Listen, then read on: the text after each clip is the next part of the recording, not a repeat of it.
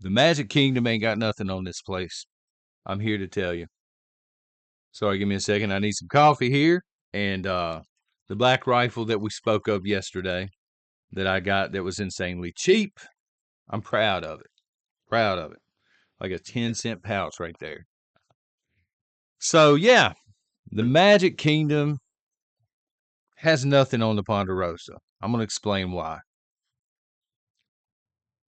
And then we will get into how it pertains to prepping as we try to do on this channel. So,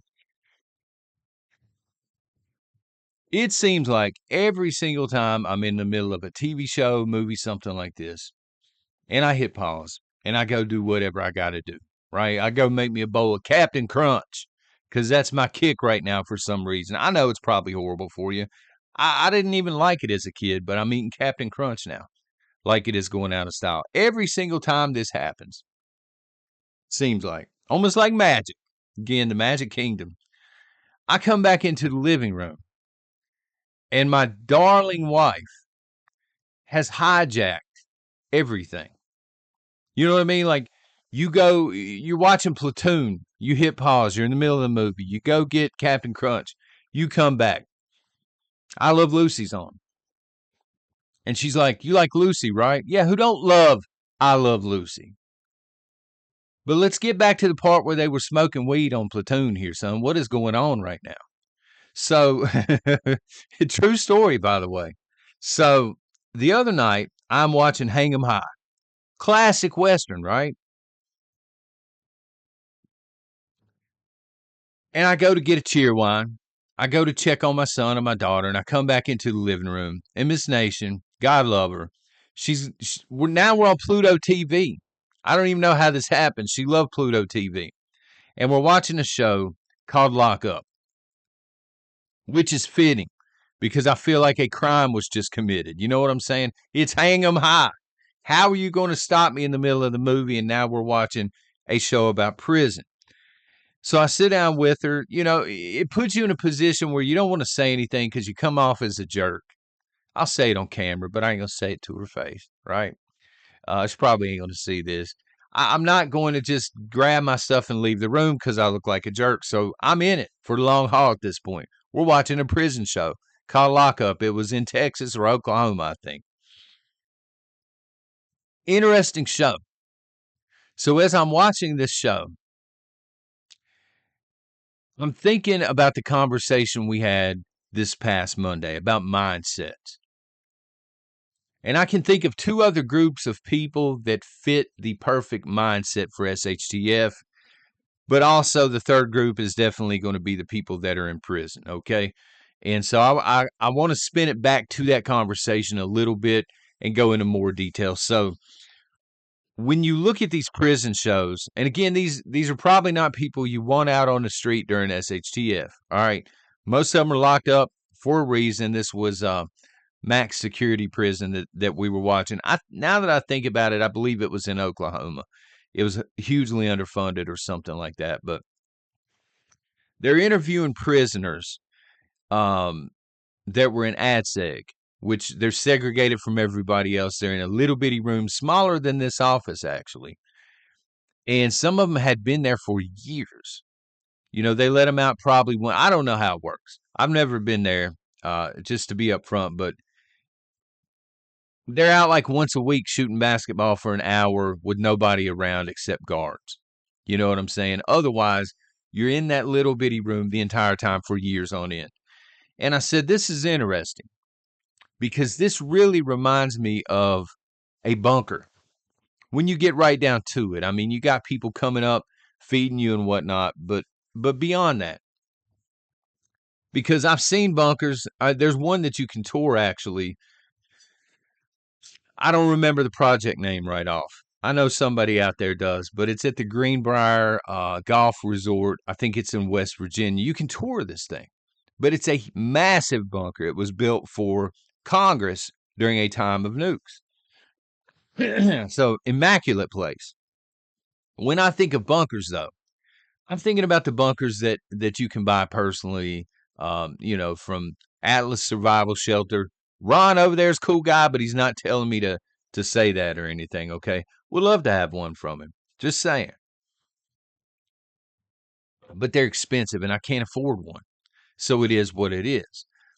But even so, even as nice as the bunkers are there, you got a little bitty bathroom, you've got a living room, you've got a small kitchen area, you've got a couple of rack bunks, and you might have a small bedroom. And I can imagine being in there for years. You know, we don't know what's going to happen. Some people call these tombs, and I get it. They're like, all you have to do is you have to find, the air intake, and these people are coming out. That's accurate. Okay. But I've seen some setups with the air intakes. Number one, you don't put this thing in your backyard. All right. Because your neighbors are going to know that it's going in. You put this remote property somewhere where people aren't going to be looking for a bunker per se. And I've seen some immaculate setups with the air intake, false tree stumps and things. I mean, these things are hard to find unless you know what you're looking for and you know the specific area. Plus, when I think of a bunker, I'm thinking, weather event for sure. And I'm thinking biological stuff, more so than anything else. But when I saw these people being interviewed and they'd been in an ad seg, they'd figured out a way to mentally, this is what I was talking about, when was it, Monday, mentally cope with this. Because again, I don't think a lot of people are there mentally that are prepping. What would it be like if you couldn't leave your house for a couple of years under martial law? I know a lot of you say, well, screw that, I'm leaving anyway. But if the military is involved directly and you're forced to stay in your home and it becomes a bunker, you're going to go stir crazy at some point unless you figure out mentally how to take control. I don't know how else to put it. Take control of your mind and let your mind work for you instead of against you. And then you look at the general population in prisons. This is a good show for anybody that has Pluto. It's free. Again, my wife tears it up every time. I feel like I'm to the point where I'm going to have to start pissing in Coke bottles in the living room just so I can finish watching a movie. I mean, logistically, I don't know how that would work because I drink the smaller glass bottles.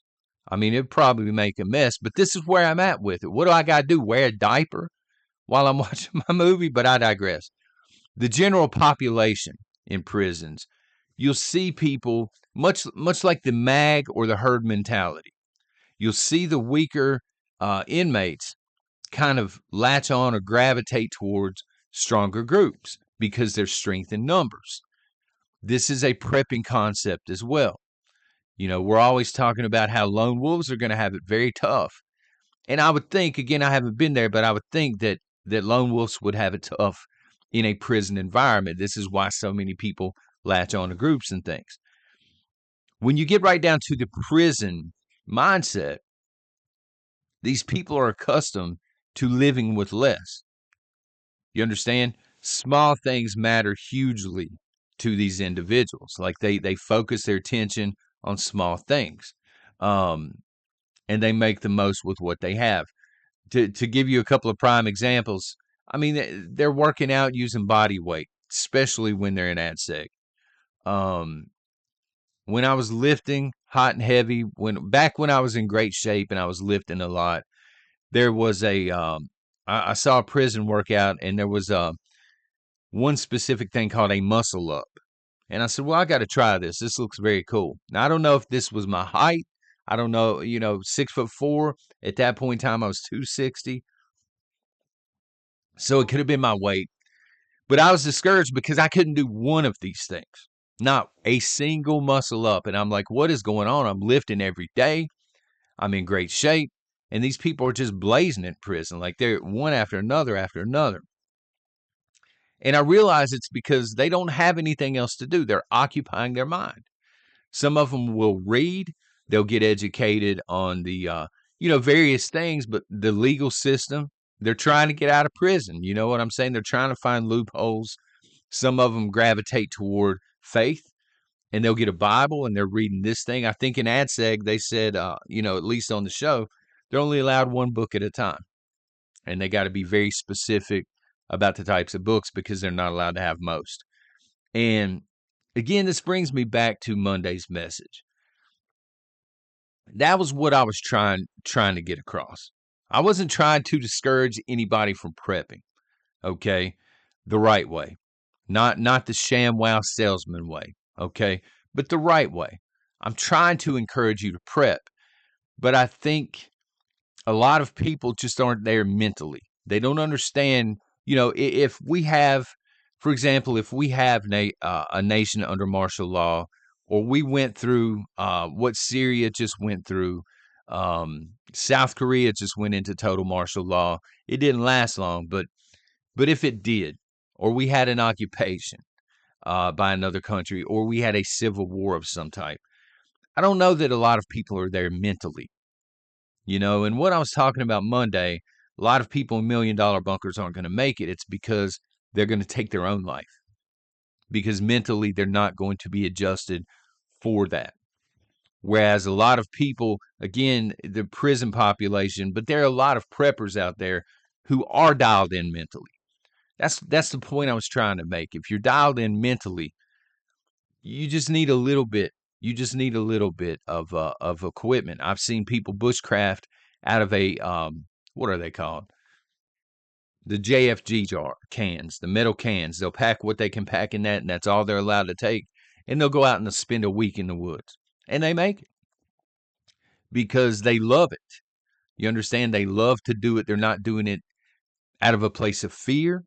They're doing, or even necessity. They just enjoy doing it to see how far they can make it. So I want to get into a couple of comments that came across Monday because there were plenty, and I appreciate the people that got the message. But some of them didn't, and I appreciate the ones that were respectful about it as well. A couple of comments came in that said I was coming across as being judgmental. If that's the case, I apologize. I wasn't coming from a place of judgment. I don't know, maybe somebody got offended by me saying Big Macs make you fat. That's a direct quote, by the way. Excuse me. I wasn't trying to be judgmental. I was trying to tell the truth. Okay. All of us are not there on every single category, myself included. Okay. I'm not there completely physically. I need to be in better physical shape. I admit it. All right. Some people aren't there spiritually. Some people aren't there mentally. And that's the point I was trying to get across. I wasn't trying to shame anybody for prepping a different way. But you need to understand on this channel, I'm going to tell you the truth as I see it. I'm not Johnny Get Right over here. I don't always get it right. There are going to be days, I think, when I may piss you off on a Monday and you're like, this message is totally wrong. And then on Tuesday, you may be in love with the message. But I feel like that's how it should be. I learned a long time ago here on YouTube, you ain't pleasing thousands of people. It's not happening. This whole fence riding thing, you're not going to be able to please everybody. So you might as well get the message out, be as respectful as possible, on my end, and let the chips fall where they may. And that's what I try and do on this channel. If you go back and you watch Monday, if you haven't seen it, folks, again, I wasn't trying to be judgmental, but there is a real message there. A lot of people are not there mentally, being locked into their homes under military order for a year at a time. The bunker mindset. Imagine how stir crazy that would be. I'm sitting here complaining because I may have to start wearing a diaper or pissing bottles to finish a movie. And we're allowed to leave our home. It's much bigger than a bunker. Imagine being in a bunker with your family. How stir crazy that would go after 2 or 3 weeks, where there's nowhere really to escape from people and have your own thoughts and things. Yeah, you're safe physically in a bunker. You're going to survive the SHTF from a physical standpoint, but are you going to survive it mentally? I don't know. I had a comment that said, hey, I watch all the time, but dude, you were literally running into a bunker in a couple of weeks. And then they left the laugh cry emoji. The laugh cry emoji or whatever it's called. Oh man, that digs deep. Are you kidding me? Um, so I'm not running into a bunker in a couple of weeks. The bunker, people on Patreon already know this. The bunker is just the code name for the rebranding of the channel. It's still going to be Prepper Nation. We're going to have a new logo. We're going to have a totally new look over here in a couple of weeks. And again, I will be going offline, but content will be posting and stuff like this. So I just want to be crystal clear on that. And it's not going to be for everybody. Some people, I already know this. Some people are going to be like, forget this. They're going to walk away. We're going to lose some folks. We're going to gain some new eyeballs doing this, but it's long overdue. I wanted to rebrand the channel a couple of years ago, but I didn't want to shake the tree too much, so to speak, and confuse everybody. So I figured if I'm going offline, it's a perfect time to rebrand the channel. Look, I would be filming from a bunker right now if I could afford one. I think it would be a really cool setup, a really cool vibe, but I cannot afford one. So, no, I'm not going to be running to a bunker. There might be some fresh paint back here on the walls and new things set up back here. New lighting rig is on the way. But it's just going to be us having our coffee and tea, talking about stuff that's happening here at the Ponderosa, and also, prepping and stuff like this, stuff that matters to people. And there will be a message every single post and stuff. For me, this is what YouTube should be. Again, not Johnny do right all the time over here. I could be totally wrong on this, but I get tired of seeing the same formula on pretty much every channel that I click, where it's heavily monetized, heavily commercialized. To me, this is not how YouTube was originally set up to be. YouTube was supposed to be about you sitting down, talking into a camera, or doing something amazing, BMX riding or something. It should be an experience here that's different than all of the other places. Everybody's experience should be, every channel should offer a different type of experience. And I just feel like everything is not even just in the prepping community, but I'm talking about YouTube as a whole. It's like a cookie cutter deal now where everybody's doing the same thing. They're using different lighting, they're using different logos and stuff, but it's the same experience. When you get right down to it, it's Target versus Walmart. Some people prefer Target, some prefer Walmart. I prefer neither. I want to go into the janky country general store on the corner. And so that's what you can expect over here moving forward. We've done it for the past few days, and I think most people get it. They enjoy me telling people, hey, this is what's going on in my house, in my neck of the woods. And oh, by the way, we're going to spin it into a prepping topic. So that's the direction of the channel moving forward for anybody that's not confused. Finally, I just want to say thank you for being here and toughing it out. But this Friday at 10 a.m., we will be having a live stream. It's been a while, so y'all, I'm tender. Go gentle on me come Friday, okay? Prepper Claus will be in the house, which typically means I'm going to be wearing something Santa or Christmas related. We're going to be talking about everything. All of us in chat. We're going to be throwing stuff against the wall, talking about all topics. You know how Die Hard is not a Christmas movie. Sorry to tell you. You didn't know? Now you know. You're welcome. Stuff like this. Favorite Christmas movies, favorite Christmas memories, maybe that I have. And, there'll be some polls and stuff that I'll run on Patreon this week. We'll pull those up. We'll dive on those as well. But we're just going to be having a good old chat. I don't know how long the live stream will be. It'll probably be longer than an hour. It just depends on where we're going during the live stream, because those can get crazy. Will it be the last live stream ever here? I don't know. Again, I'm going to be offline, so it's going to be the last live stream for a long time. And so I hope to see most of you there. I understand people got to work and stuff like that, and they ain't got time for it. But if you have nothing else to do, you are very welcome to join us in that live stream. Okay. Again, 10 a.m. Friday morning.